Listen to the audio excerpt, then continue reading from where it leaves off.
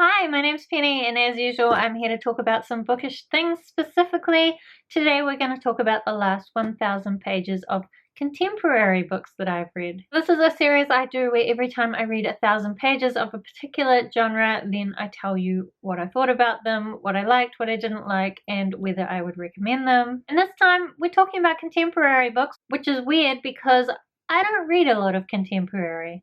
So I think it's probably important that you know that going into this. Mostly I like fantasy and science fiction. So these things aren't my normal jam, but I did find some things that I liked in them. So as usual, I'm going to talk about them from worst to best, although I still haven't decided what order that is. There are 3 books that I'm going to talk about, and the first one is Before I Die by Jenny Downham. I only gave this 2 stars, although I will freely admit that I am not the target market for this. This is a young adult book. It is about this young girl named Tessa who has leukemia, and she has put together this list of things she wants to do before she dies. Although one thing I will say about this is there were several things that this book tried to make a thing, but it didn't really refer to them enough, I think, to make them the thing that it was trying to make them. For example, when she first writes that, she's very uncommitted to this list. And for a big part of the book, she even gives up on the list entirely.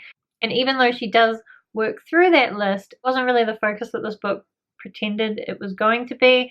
So I think they just set up some false expectations. There's also another part in the book where she started writing things she wanted on the wall above her bed, but she really only did that like once, maybe twice. And then all her family acted like this was a thing she was doing all the time. But it was never really set up that that's what she was doing.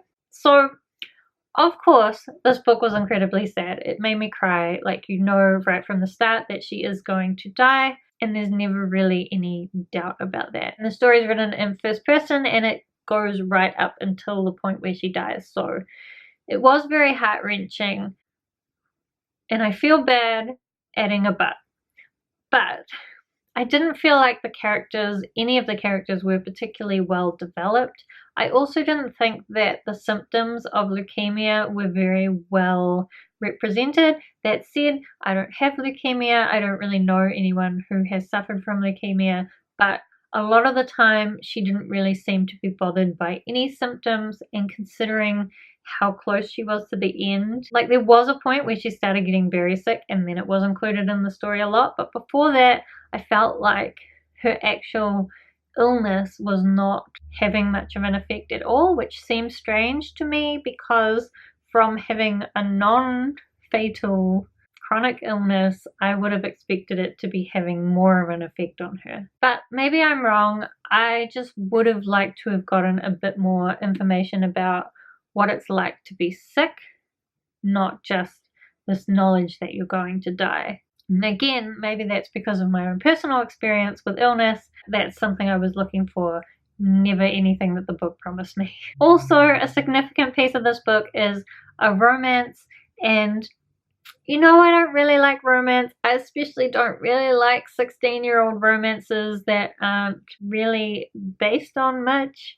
I mean, this relationship was probably more realistic than some other relationships that I have read about 16-year-olds having. Probably more realistic than any of the relationships I pretended to have when I was actually 16 myself. So it wasn't that bad, but I do think this book could have been a lot better than it was.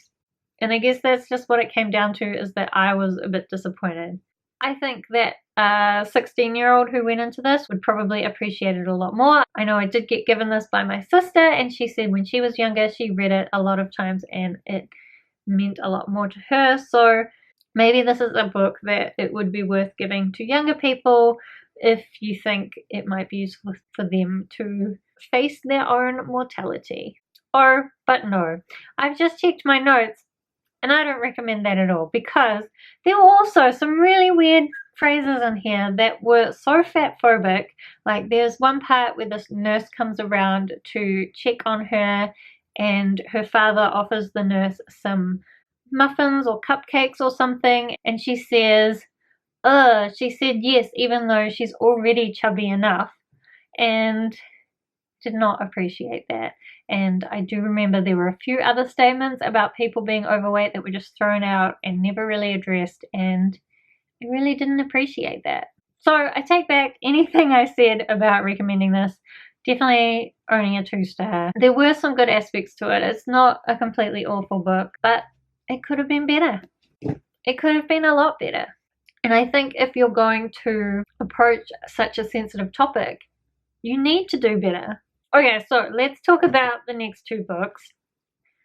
I'm trying to decide which order I should put them in, because the next 2 books are, firstly, Pride and Prejudice by Jane Austen. And I know that if I don't put this as the best book, some people are going to be quite put out. The other book that I have to talk about is Emergency Contact by Mary H.K. Choi. And I know a lot of people didn't like that. So if I put that up the top, some people are going to be quite put out. However, if I'm honest to my heart about how I enjoyed the actual reading experience, then the next best book would be Pride and Prejudice, and Emergency Contact will be the best book of these 3. So let's explain that. Pride and Prejudice, obviously a really well-known story about a girl named Elizabeth Bennet who is in this family with quite a lot of unmarried daughters, and basically their mother is trying to marry them off. There are a bunch of different men that come along as potential suitors, and Elizabeth can be quite judgmental about some of these people, especially Mr. Darcy, who is the main love interest, who gets himself into quite a lot of trouble, comes across as quite a snob, probably is quite a snob, but he's very misunderstood. So this story, I listened to the audiobook. I will admit, I listened to the audiobook all in one morning, so that was a bit of a rush. But also just the writing style, this is a classic. Like, when was this written? 1813 this was written. So it's written in a writing style that I just really struggle with. There's a lot of like gossip and talking and judgmentalness that I just don't really enjoy. I think I do quite like the actual story in Pride and Prejudice. I've seen several other adaptations, especially the Lizzie Bennet Diaries web series, but I also watched the movie because I read this during reading rush, and I quite liked those retellings. I think they did a much better job, or like, it's probably just that I don't live in 1813, and so I don't really have an interest in that kind of life. I'm also, you know, not into contemporary, not into romance, not into classics. So there was never really much chance that I would love this. I do think there are some great lines. It's kind of a fun story. But at the same time, if I hadn't watched any of those adaptations of this, I would not have been able to follow what was going on at all. Did I take any notes about this? No, that was after I got slack. So I don't have much more to say about this. I can definitely see why some people might like it. Like, if you like romance and you like classics, especially if you like Jane Austen, you're probably going to love this. But I don't like those things that much. So, I mean, I gave this 3 stars. I still thought it was okay. It was a lot of fun. I can see why people like it.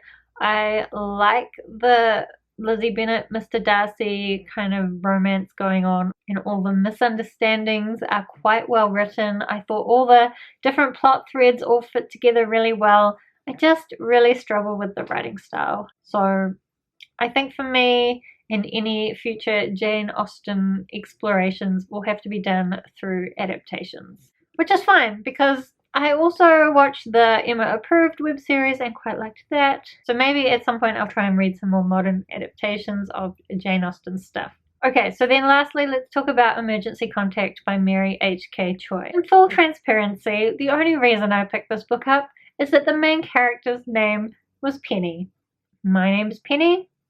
I'm always excited to read about characters called Penny, but I always kind of hope that they'll be really awesome.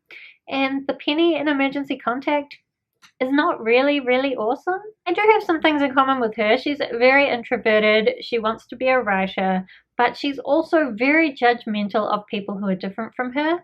And part of the story is about her learning not to be so judgmental and to realize that these other people that act differently from her are still good people. I think part of the problem is this book just tries to deal with too many things. So Penny starts at a new college and she has a roommate, and her roommate has this kind of uncle who is about the same age called Sam.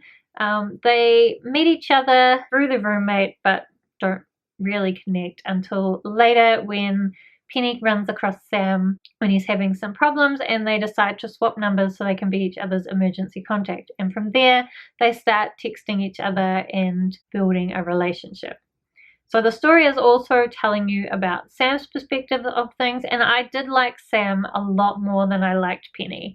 And I thought their relationship was actually quite well told. I thought they built a very honest and true connection, and the miscommunications and issues that happened between them seemed quite realistic and like something that would actually happen. But Penny is just not a very likable character, and I think because the book tried to address so many different issues, it kind of did a terrible job at addressing all of them. Also, Penny is writing this short story about that couple in China that had a baby in Second Life and a baby in real life, and their baby in real life ended up dying because they were spending too much time with their Second Life baby.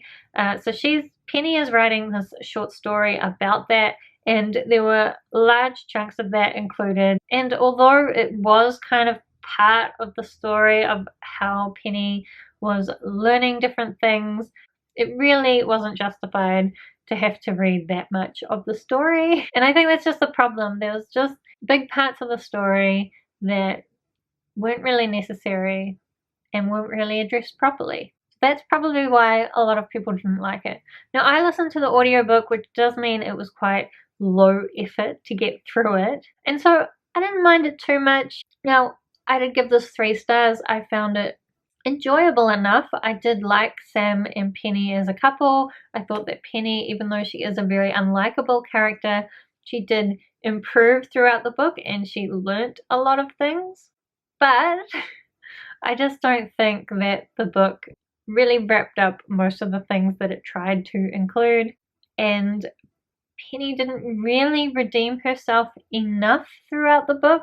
I think that if you relate to a lot of the problems that Penny has in this book, then you might really like it, but it's really hard to tell you about all those things up front because there were so many random things. I mean, I'm tempted to say that if you have a really hard time relating to other people and you're really judgmental about other people, that you might like this book and that it might be a good book for you to read, but like, who's going to admit that they're really judgmental?